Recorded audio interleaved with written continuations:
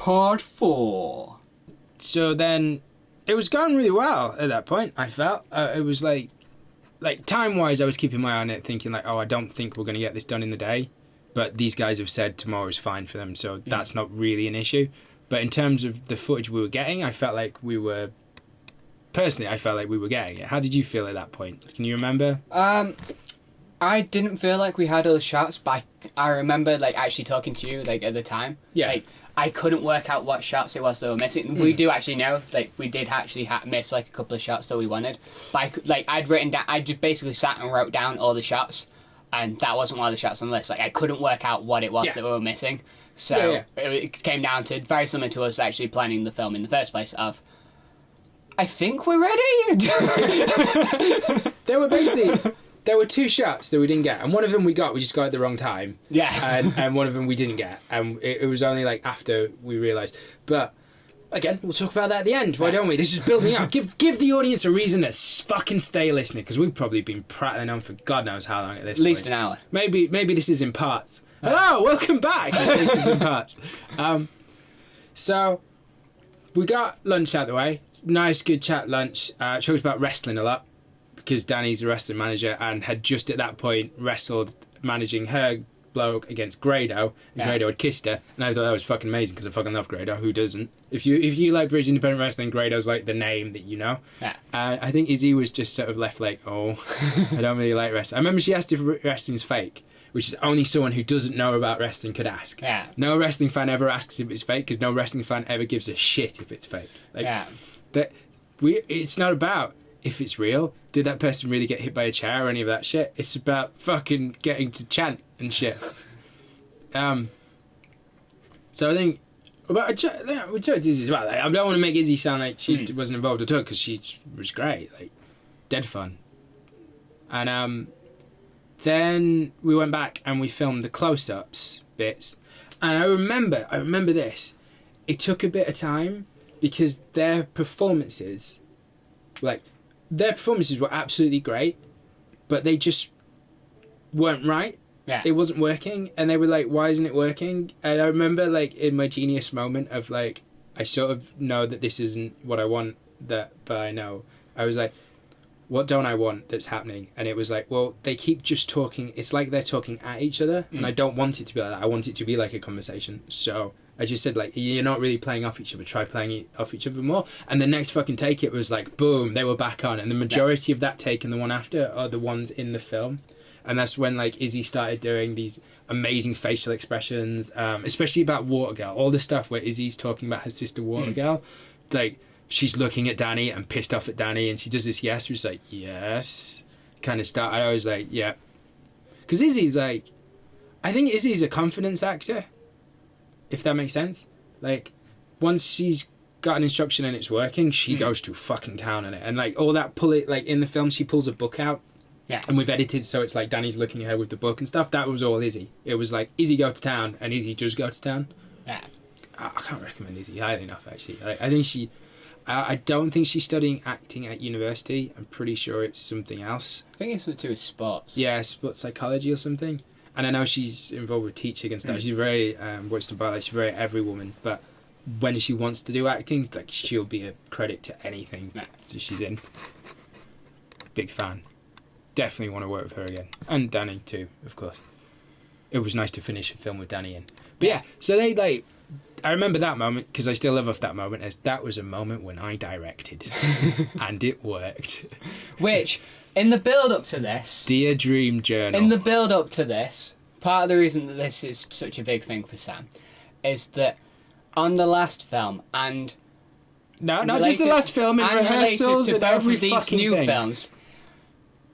People kept, I think it was Charlotte and possibly Danny? Yeah, direct. Kept referring to me as the director. Yeah. Which really bugged Sam. Well, it wasn't just that. Also, people keep telling me, like, I do stuff, and then people say, you need to direct. It's like, well, that's what I'm doing. It's like, no, you're not. It's like, what? Okay. Well, it's like, I don't call myself a director. Like, the credit is a director. That's the credit I get, because the jobs I fulfill come closer to that than your jobs, right? But I've always just said, I'm a filmmaker. Like, that's it. I'm not a fucking director that has all these things because it's me and you. It's me, you, and Michelle Rodrigo. That's it. Used to be a guy called Pete. He died. Yeah. Occasionally, Nikki's involved or someone, but generally, it's just me and you.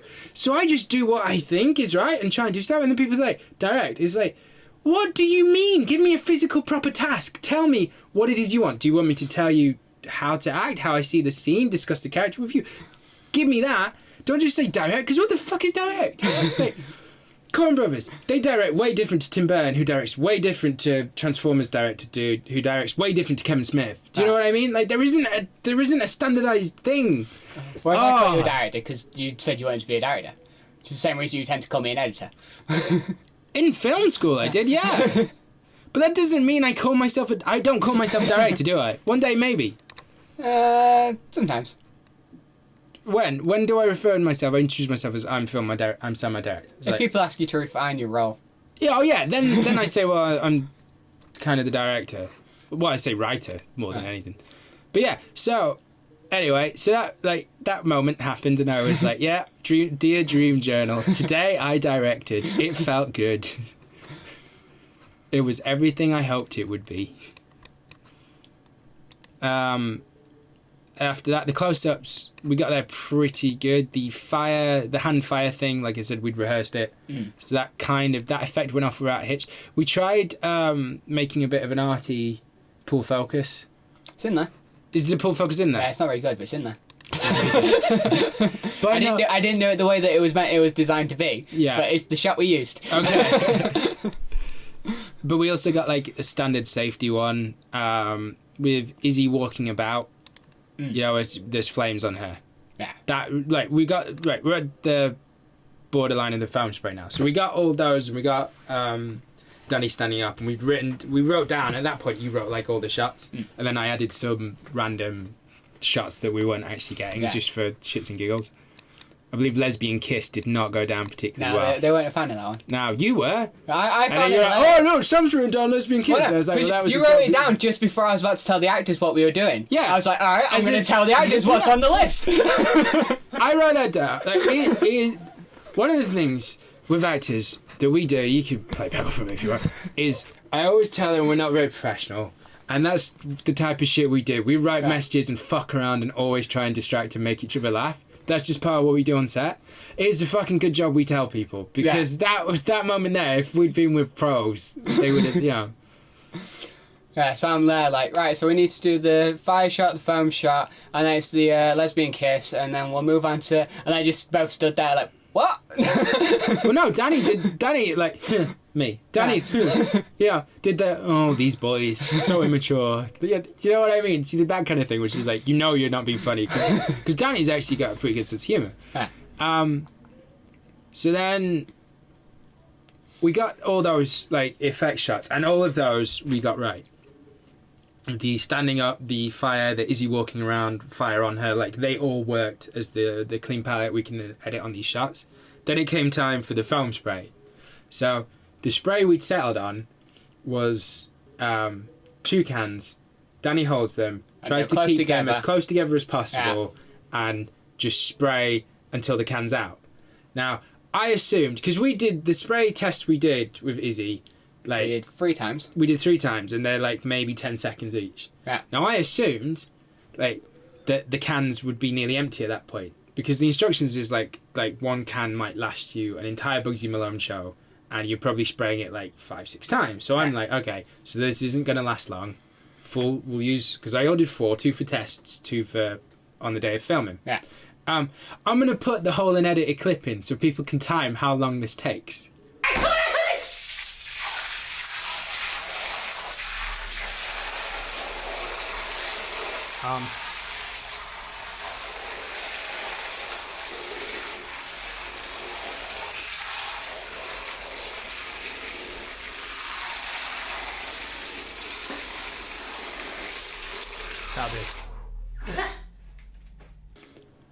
Yeah, it's long. Yeah. if I can figure out in editing, I put a timer there, so that's the time it took. Like, and that wasn't even the end. That was when Izzy burst out, and it was like, oh shit. Like, I think you can hear me at one bit. I went like, oh, because I'm like, oh, it's lasted too long. I'm like, oh, we need to stop. But I don't want to say stop because it's like, well, I couldn't control myself, and I got, oh. So poor Izzy got like we nearly killed Izzy at that point. And then like a trooper, she like acted it through and did great. And then it was like, we knew that her bursting like that wasn't quite what we were actually looking for, because we'd come up with the extra line when she's got foam on her as like, that's the joke is, look at this person here, it's funny, they're covered in foam and they're still acting type thing. But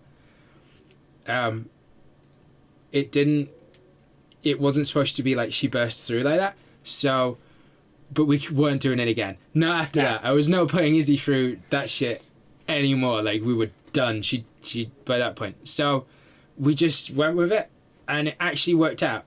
Like, it's a very quick edit, and you had to put the foam spray on the fire extinguisher. I had to use a safety shot that we didn't want to use. Yeah, it was absolutely... that was a safety shot. It was the absolute bottom line. If we absolutely need this, we'll use it. And the plan was to zoom in and not even use what we used of it. Mm-hmm.